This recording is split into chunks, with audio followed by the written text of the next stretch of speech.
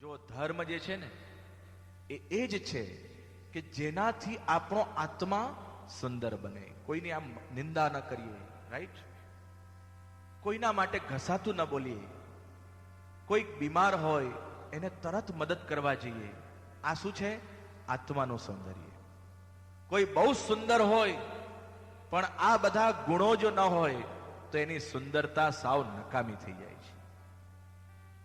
શ્રી ઠાકોરજીના મંદિરમાં ગયા હોઈએ, બહુ ભીડ હોય અને કેટલાક લોકો વૃદ્ધો હોય પાછળ ઊભા હોય, તો એ યુવાનો એમ કહે, ચલો ચલો, મને દર્શન નહીં થાય તોય ચાલશે, ચાલો માજી હું તમને આગળથી દર્શન કરાવું. જે દિવસે આ વૃત્તિ આપણામાં આવશે તો શ્રીજી બાબા કહેશે, અબ મેરી સુંદરતા તેરે में आ गई है, मैं तो सुंदर हुई और तू मुझे मिलने क्यों आया है? એક વસ્તુ યાદ રાખો, આપણે શ્રીજી બાબા પાસે કેમ જઈએ છીએ એવો પ્રશ્ન કરવો જોઈએ. શ્રીનાથજી પાસે કેવલ માંગવા ન જવાય. આ શ્રીનાથજી એટલો ઉત્તમ છે. જેમ કોઈ ગુરુએ એક સંન્યાસીને પારસમણી આપ્યો અને કીધું, ये बहुत चमत्कारिक है, 10 साल के बाद आऊंगा, देखूंगा तेरी काया पलट हो जाएगी. 10 વર્ષ પછી ગુરુ પેલા સન્યાસી પાસે આવ્યા, પૂછ્યું કે वो मणि कहां है? એને કીધું કે मणि तो मेरे पास ही है.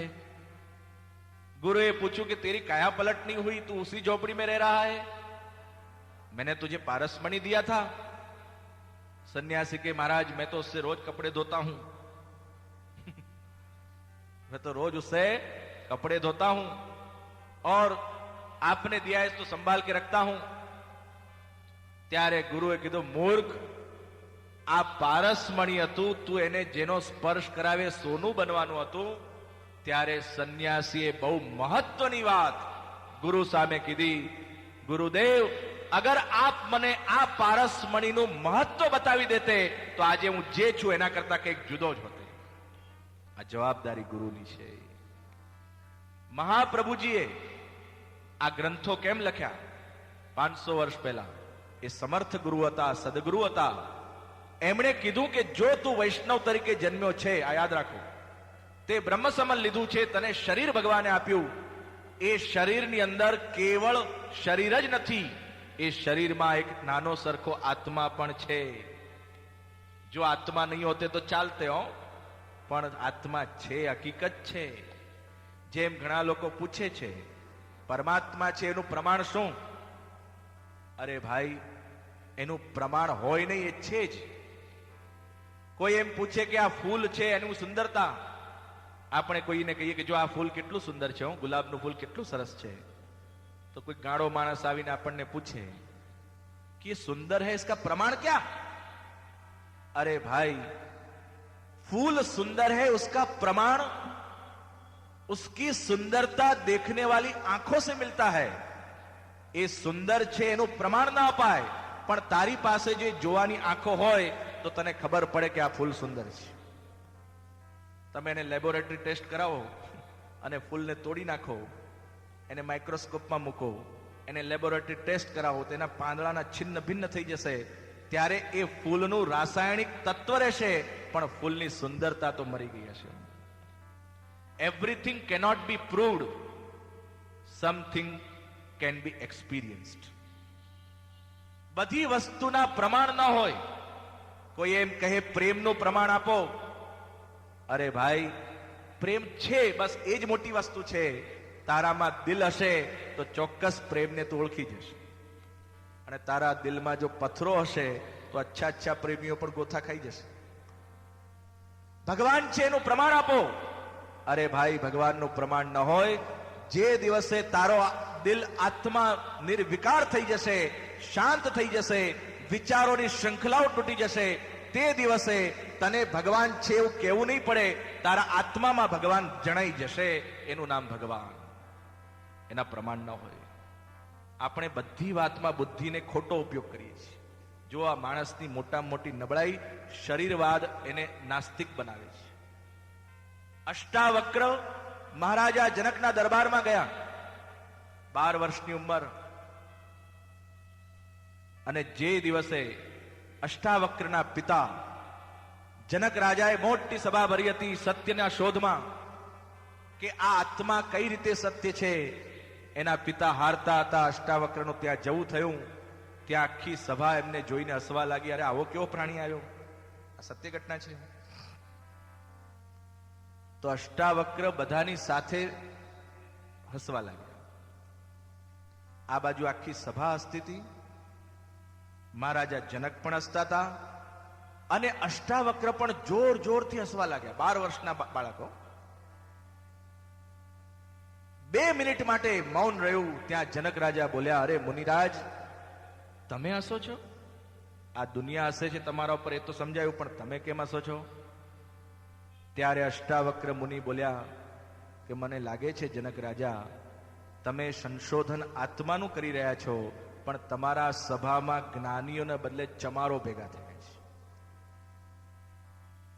જનક રાજા આશ્ચર્યમાં પડ્યા કે મારી સભામાં તો જ્ઞાનીઓ છે.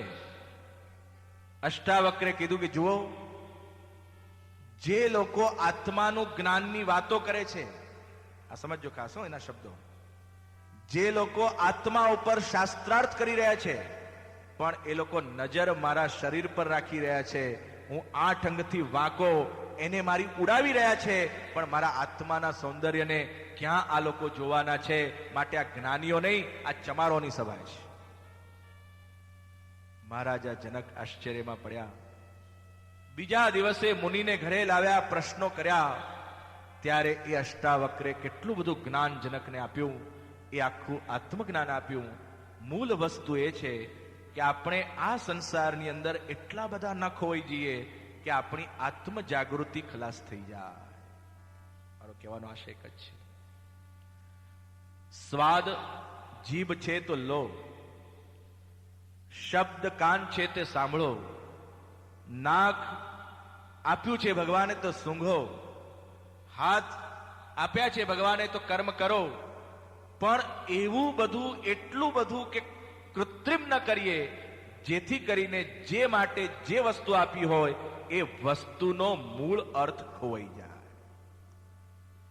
જીભ આપી છે, પણ એટલું બધું ન બોલીએ કે ભગવાનનું નામ લેવાનું જ ભૂલી જઈએ. હાથ આપ્યા છે, પણ ક્યાંક એવી હિંસા ન કરી નાખીએ કે આપણે સત્કર્મ કરવાનું ભૂલી જઈએ. ક્યાંક જીભ આપી છે, કોઈકના એવા આલતુ ફાલતુ દોષ ન જોઈએ જેથી કરીને પ્રભુ નામ લેવામાં શરમ આવે. કાન આપ્યા છે, આલતુ ફાલતુ નિંદામાં ન બેસીએ જેથી કાનને શરમ આવે. અરે આનો ઉપયોગ તો મેં આમાં પણ કર્યો છે. એ ઇન્દ્રિયોને શરમાવા જેવી વૃત્તિ આપણે બુદ્ધિ દ્વારા ન કરીએ, પણ એ ઇન્દ્રિયોનો ઉપયોગ જો સત્કર્મમાં કરીએ તો ઇન્દ્રિયો પણ આપણને કહેશે, અરે ભાઈ તુને મુझे કહાં સે કહાં પહોંચા દી. નાક પણ આપણા ઉપર ખુશ થશે. આ કાન પણ કહેશે કે તે મારો સાચો ઉપયોગ કર્યો. હાથ કહેશે કે તે મને ક્યાં લઈ ગયો. આ હાથ ગટરમાંય જતે, અરે તું તો મને જગદીશ પાસે લઈ ગયો. આ વિચાર આપણને કહેશે, આ વિચાર કુવિચારમાં જઈ શકે, પણ તું જગદીશ પાસે લઈ ગયો. બસ આ પરિવર્તન જ્યાં આપણામાં આવે, એ પરિવર્તન આત્માથી જ આવે, શરીરથી આવે નહીં. શ્રી વલ્લભાચાર્ય કહે છે, એવો આત્મા શરીર સહિત ભગવાનની સેવામાં જ્યારે જોડાય ત્યારે એને શું કહેવાય? ચેતસ્તત્ પ્રવણમ સેવા. એવી જ્યારે ચિત્ત વૃત્તિ સાથે અંદરથી આપણી ક્રિયા પ્રેમપૂર્વકની થાય, ઠાકોરજીની સામે બેસીએ, નિરાત નિશ્ચલ બેસીએ, વિચારહીન બેસીએ, એકદમ ભગવદ વિચાર જ્યારે સેવામાં આવે, અને ત્યારે તમારા દ્વારા જે સેવા થાય એને સેવા કહેવાય. બસ આજના દિવસે આટલું જ વિચારીએ. બોલો શ્રી કૃષ્ણ કનૈયા, શ્રી વલ્લભા કૃષ્ણ ગોવિંદ ગોવિંદ ગોપાલા.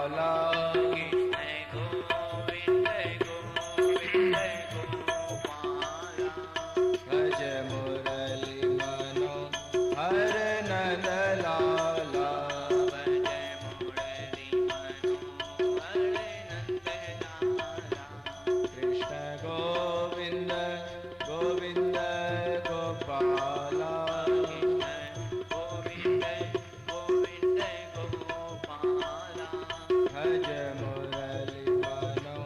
હર નંદલાલા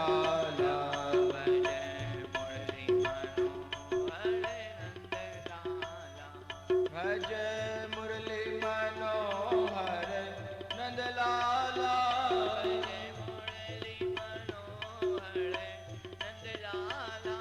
કૃષ્ણ ગોવિંદ ગોવિંદ ગોપાલા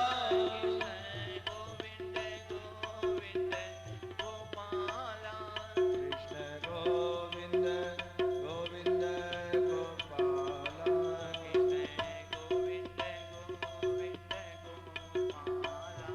ભજ મુરલી મનોહર નંદલાલા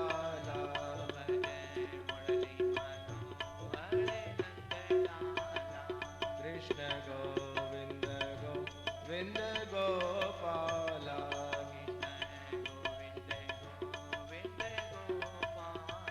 બોલો શ્રી બાલકૃષ્ણ લાલ પ્યારે કી જય. આપ સૌ વાલા વૈષ્ણવજનો, પ્રત્યેક માનવીની અંદર ક્રમ જતા ચાર અવસ્થાનું નિર્માણ થાય છે.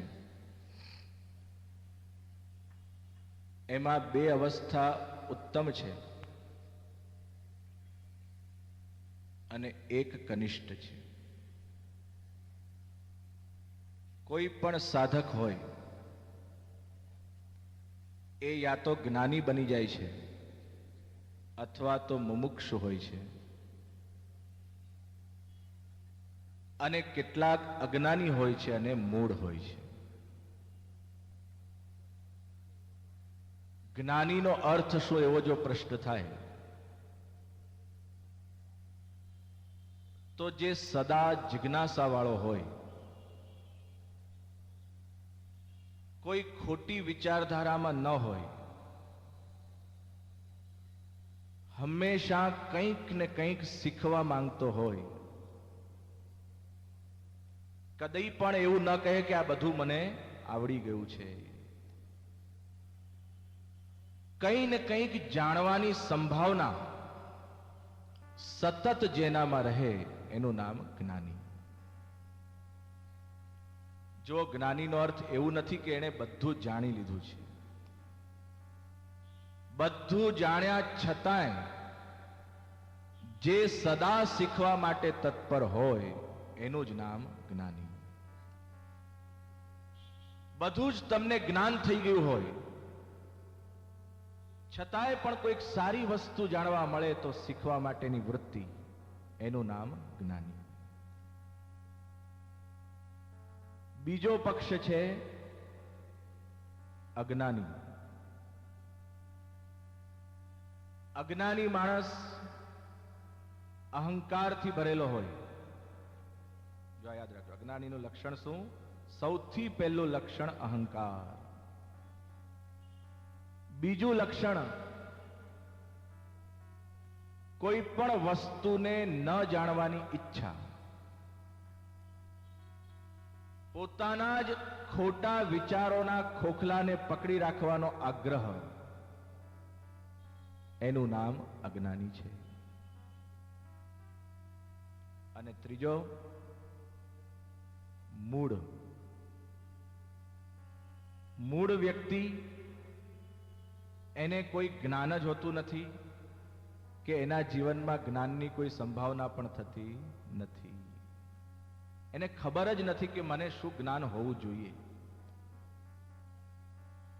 બિચારો પોતાના જ લૌકિકમાં વ્યસ્ત હોય,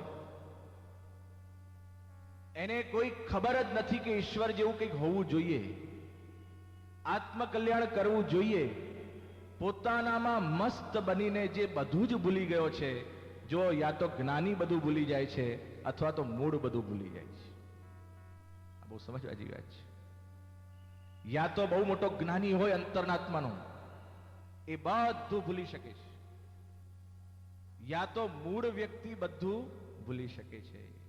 એને એટલું જ યાદ રહે, બસ મારે ખાવું છે, પીવું છે ને મોજ કરવી છે. એને બીજું કઈ યાદ હોય નહીં. અને એને યાદ દેવડાવો તો એને યાદ કરવું ગમે પણ નહીં. એવી જેની બુદ્ધિમાં કાટ ચડી ગયો છે એવા લોકોને શું કહેવાય? મૂઢ કહેવાય, મૂઢમતી. શંકરાચાર્ય શબ્દ પ્રયોગ કરે છે, ભજ ગોવિંદમ ભજ ગોવિંદમ ભજ ગોવિંદમ મૂઢમતે. ઓ મૂઢમતી વાળા માનવ, કૃષ્ણનું ભજન કર. એક સંત પાસે એક બહુ જ સાચો સાધક આવ્યો. એક અક્ષર બોલ્યો નહીં. 10 મિનિટ બેસી રહ્યો, સંતના મુખારવિંદ પાસે જોયા કરે. આ સત્ય ઘટના છે. અને પછી સંતને પૂછે કે ગુરુદેવ, મને તો એ પણ ખબર નથી કે આપને શું પ્રશ્ન પૂછવો. આ સમજો, એના શબ્દો પર ધ્યાન રાખજો. શું કહે છે ગુરુદેવ? મને તો એ પણ ખબર નથી કે મારે આપને શું પ્રશ્ન પૂછવો, પણ એટલું ચોક્કસ છે કે મારો આત્મા અંદરથી વલોવાય છે. કંઈક આપની પાસે જાણવું છે. આપ કૃપા કરી મને આજ્ઞા કરો, કંઈક આપ જ કહો કે જેથી મારા જીવનનું કલ્યાણ થાય. સંત એક અક્ષર બોલ્યા નહીં, શાંત રહ્યા. એના સામે જોયા કર્યું. 10 મિનિટ થઈ, 15 મિનિટ થઈ.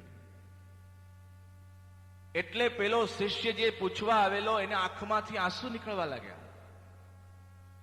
આંસુ નીકળતા નીકળતા શ્રી સંતના ચરણમાં પડ્યો અને ધીમે રહીને સ્પર્શ કર્યો ને કહેવા લાગ્યો, ગુરુદેવ, આપે મને જે કહેવાનું હતું મને કહી દીધું ને હું તૃપ્ત થઈને ચાલ્યો. ખ્યાલ આવ્યો? તો પેલા બાજુના શિષ્યોને ચિંતા થઈ. એમણે ગુરુદેવને પ્રશ્ન કર્યો, મહારાજ, પેલો આપને કઈ પૂછવા પણ નતો માંગતો, એને ખબર નથી શું પૂછવું. આપ પણ કઈ બોલ્યા નહીં. જનરલી આપનો એવો સ્વભાવ છે કે યા તો ન પૂછે તો પણ આપ એને સમજાવો છો, પૂછે તો ચોક્કસ સમજાવો છો અગર એનો પ્રશ્ન સારો હોય તો. પણ આજે તો આ કઈ બોલ્યો નહીં, ન આપ બોલે ન વો બોલા, और थोड़ी देर में तो चला भी गया. ત્યારે ગુરુદેવે બહુ સુંદર વાત સમજાવી કે જુઓ, 4 પ્રકારના ઘોડા હોય. કેટલા? 4. કોઈ ઘોડા એવા હોય કે જેને બહુ ચાબુક મારો તો એ પણ દોડે નહીં. એને માર માર કરો ને તો પેલો હઠીલો થઈ ગયો હોય. માર્યા કરો ને મને કયા કરો ને જેટલું કેવું, અહીંયા આ કાનમાંથી પેલા કાનમાં કાઢી જ નાખવાનું, કઈ અસર થાય નહીં. બસ સુન્ના, સાંભળવાની એક ક્રિયા થઈ. બીજો એક ઘોડો એવો હોય કે જેને જરાક મારો તો તરત દોડવા લાગે. ત્રીજો એક ઘોડો એવો હોય કે જેને મારવાની જરૂર ન પડે, ખાલી ચાબુકનો અવાજ થાય અને દોડવા લાગે. અને ચોથો એક ઘોડો સૌથી શ્રેષ્ઠ, જેને ચાબુકના અવાજની જરૂર નહીં, કેવળ ચાબુકનો પરછાયો જોઈને દોડવા લાગે. આ 4 પ્રકારના સાધકો હોય. બહુ કહેવા છતાંય જેનામાં કઈ અસર ન થાય એ નિકૃષ્ટ. થોડુંક કોને અસર થાય, થોડું માર્યું અને અસર થઈ. કેટલાકને મારવાની જરૂર ન પડે, ખાલી મારીશ એમ કહો તો પણ અસર થાય. અને કેટલાકને મનમાં વિચાર આવે કે મારીશ એ સમજી જાય. આ પ્રકારની શ્રેષ્ઠ સાધક વૃત્તિ જ્યારે હોય ત્યારે આપણી જિજ્ઞાસા સાર્થક થાય. બહુ સત્ય કહું છું. જુઓ, જિજ્ઞાસુ કોણ એવો જો પ્રશ્ન થાય ને, તો 2 વસ્તુનું વર્ણન ધર્મશાસ્ત્રમાં કહ્યું. આ ખાસ વિચારવા જેવી વસ્તુ છે. એક તો જેના અંદરથી એવી ઈચ્છા જાગે કે હું આ જીવનમાં મુક્ત બનું. એવી ઈચ્છા ના જાગે તો મુક્તિ મળે નહીં. ખ્યાલ ભાઈ? અંદરથી એવો ભાવ જન્મે. જો કે આપણા પુષ્ટિ માર્ગની અંદર એક વાત આપને કહી દઉં. પુષ્ટિ માર્ગની અંદર મુક્તિ પણ ભગવાનની સેવા જ છે. તમે સાધન રૂપ જે સેવા કરો છો ને, એ જ ફલ રૂપે પણ ઠાકોરજી સ્વીકારે છે. જેમ પેલા વૈષ્ણવ ઠાકોરજી માટે ગોરસ લેવા ગયા અને પેલી ભરવાડાને કીધું, અરે ये तो बहुत महंगा है, क्या दोगे? ત્યારે વૈષ્ણવે કીધું કે मैं तुझे मुक्ति भी दे सकता हूं. યાદ છે ને? ત્યારે વૈષ્ણવે કીધું ચલ તુझे મુક્તિ દી. અને ઠાકોરજીને જ્યારે ગોરસ ભોગ ધરવામાં આવ્યું, આચાર્ય ચરણે પૂછ્યું કે ये तो बहुत मीठा है, बहुत प्रभु को प्रिय लगा, कितने में लाए? પેલા વૈષ્ણવ કીધું महाराज ये तो बहुत महंगा सौदा है, इसके बदले में तो मैं मुक्ति दे के आ गया हूं. ત્યારે આચાર્ય શું બોલ્યા? ભક્તિ માર્ગના આચાર્ય ખબર છે? એમના વચન હતા, કરે મૂર્ખ, अगर मेरे प्रभु को ये गोरस इतना मीठा, इतना प्रिय लगा है, अरे उसको मुक्ति नहीं, तुझे तो उसको भक्ति देनी थी भैया. ये मुक्ति तो बहुत छोटा सौदा हो गया, ये इतना बड़ा सौदा नहीं है. तू बोलता है बहुत महंगा दिया, अरे महंगी तो वो भक्ति थी जिसके द्वारा पूरे विश्व का नाथ बंध जाता है, ये तो उसमें बंध जाता है. मुक्तिમાં તો જીવ ભગવાનમાં બંધાઈ જાય, પણ ભક્તિમાં તો ભગવાન જીવમાં બંધાઈ. મુક્તિમાં શિવમાં જીવ ભળી જાય, જ્યારે ભક્તિમાં શિવ જીવમાં ભળી જાય. બ્રહ્મ બ્રહ્મની સાથે લટકા કરે એ પરમાત્મા કૃપા કરીને આપણા ખોળામાં આવીને બેસી જાય. એ પરમાત્મા તમને કહે કે અરે અરે આજ તું મોકું માખન ખીલા. આપ જો આપણા સંપ્રદાયમાં જે અલગ અલગ પ્રણાલિકાઓ સાત ઘરની પડી, તો તે વખતે તે ઠાકોરજીએ આજ્ઞા કરી કે નહીં, मेरी सेवा ऐसे नहीं ऐसे करो, आज मुझे पल्ला में 2 ठौर धरो, आज मुझे इस प्रकार के वस्त्र धरो, आज मुझे ऐसी पाग धरो. અને ત્યારે શ્રી ગુસાઈજી પોતે ખૂબ આછી રૂચિ સો પાગ ધરતા, શૃંગાર કરતા. આ બધી દિવ્ય કૃપા પુષ્ટિ માર્ગમાં ઠાકોરજી કરે છે. તો પ્રશ્ન થાય, આવી ભક્તિ કેવી રીતે વધે? પહેલા તો ભક્તિની ઈચ્છા કેવી રીતે થાય? જો આ બધાને જિજ્ઞાસા કરવી છે, હું જાણું છું કે બધા જ જેટલા અહીંયા આવ્યા છે એ બધા કેમ આવ્યા છો અહીંયા, અથવા તો તમે મંદિરે પણ કેમ જાઓ છો, ઠાકોરજીની ઘરમાં સેવા કેમ કરો છો, તમારા બધાની એક ઈચ્છા તો છે ને છે. એ હું પણ જાણું છું, આપણે પણ જાણીએ છીએ ને બધા જાણીએ છીએ કે આપણને બધાને આ કૃષ્ણ કનૈયો ખોળામાં બેઠેલો જોઈએ છે. હમ સબ ये चाहते हैं, બધાની ઈચ્છા છે. કોઈક વાર, કેટલીક વાર માટે આપણું મન શુદ્ધ બની જાય. જો માણસનો સ્વભાવ છે ને, પ્રભુ એના પર કોઈક વાર કૃપા કરી દે, સપનામાં દર્શન દે, સત્સંગમાં આવેશ આવી જાય, તમારી આંખમાં આંસુ નીકળી જાય. તમે એકવાર સુનમુન બેસી જાઓ, જ્યારે એકદમ વિચાર ખાલી થઈ જાય, એકાંતની અંદર એક કાંતનું સ્મરણ થઈ જાય, અને એકદમ આપણી ચિત્તની સ્થિતિ આમ પેલો રેસ્ટ કહીએ ને, તમે જ્યારે શવાસન કરો ત્યારે કેવા આમ ઢીલા પડી જાઓ છો, એવી રીતે જ્યારે આપણું મન એકદમ ઢીલું થઈ જાય, બધા જ વિચાર સ્ટોપ થઈ જાય, અને એ વિચાર કેવળ આત્મામાં સ્થિત બને, ત્યારે પ્રભુ મિલનની ઉત્કટ ઈચ્છા જાગે. નહીં તો જાગે નહીં. તો કોઈક પ્રાચીન ગુરુને, અર્થ તત્વવેત્તાને કોઈએ પૂછ્યું કે આનો ઉપાય, માસ્ટર કી શું, આની ચાવી શું? અરે પાતંજલ યોગ દર્શનમાં જશો, તમને લાંબા લાંબા ઉપાયો બતાવશે. ધ્યાન કરો, ધારણા કરો, ये કરો, वो કરો. પરંતુ જો ભક્તિ શાસ્ત્રના આચાર્ય પાસે જશો, એક જ વસ્તુનો ઉપદેશ તમને કરશે કે સૌથી પહેલી ચાવી ભગવાનને મેળવવાની જો હોય તો આ ધ્યાનથી સમજી લો, તમે આત્મા છો. આ યાદ રાખો. આ પંચ મહાભૂતનું જે શરીર, એમાં શું છે? આકાશ, પૃથ્વી, વાયુ, જલ અને તેજ. હું આકાશ નથી, હું પૃથ્વી નથી, હું જલ નથી, હું તેજ નથી. આ બધું હું નથી. હું એમાં રહેલો આત્મા છું.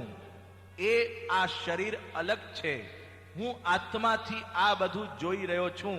મારા જીવનમાં જે પણ ઘટી રહ્યું છે, ચાહે મને માન મળે તો પણ જોઈ રહ્યો છું, અપમાન મળે તો પણ જોઈ રહ્યો છું.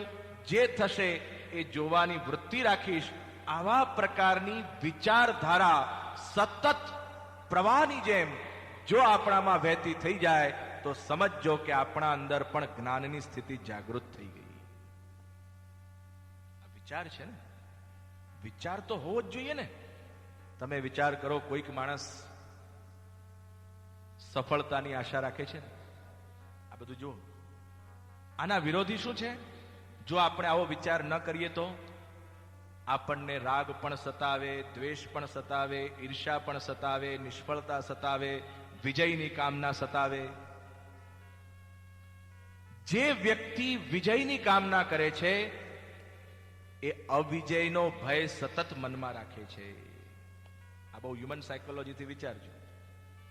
જે વ્યક્તિ સફળતાનો વિચાર કરે છે એના મનમાં સબકોન્શિયસની અંદર, અંતર મનમાં, અંતરચિંતમાં અસફળતાનો જબરદસ્ત વિચાર હોય છે. આ તમારા માઇન્ડને ચેક કરજો. કોઈ કઈ પણ ઈચ્છા આપણે કરી, અગર આપણને બહુ ધન મેળવવાની ઈચ્છા થઈ તો નિર્ધનતાનો વિચાર સતત આવશે. અગર યશનો વિચાર કર્યો તો અપયશનો વિચાર સતત આવશે.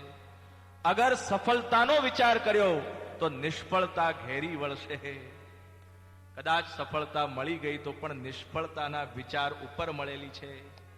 વિજય મળી ગયો તો પણ અવિજયના વિચાર ઉપર મળેલો છે.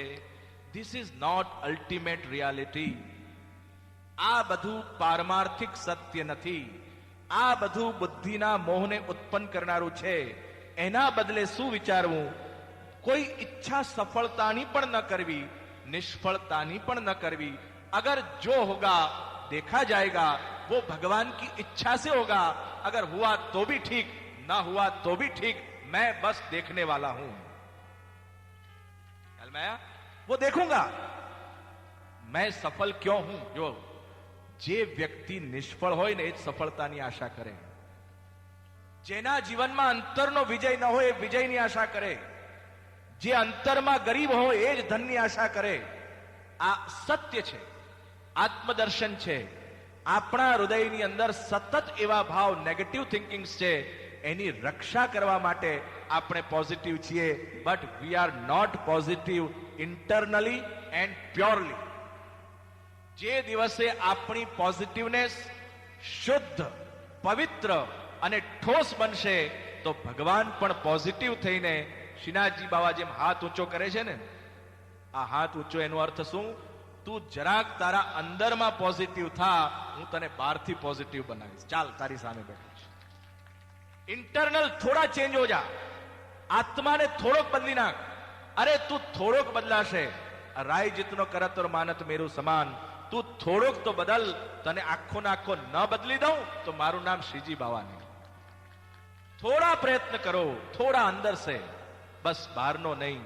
શુદ્ધ, જેમ એક ટીપું દૂધનું હોય પણ શુદ્ધ હોય, એક ટીપું ઘીનું હોય પણ શુદ્ધ હોય. આ सूरदास प्रभु घी को खवैयो એટલે ભેલસેલ વાળો નહીં. ભેલસેલ વાળા 1000 डब्बा હશે તો हमारा श्रीजी बाबा ने गमता नहीं. एक टीपा शुद्ध घी का होगा वो हमको मंजूर है.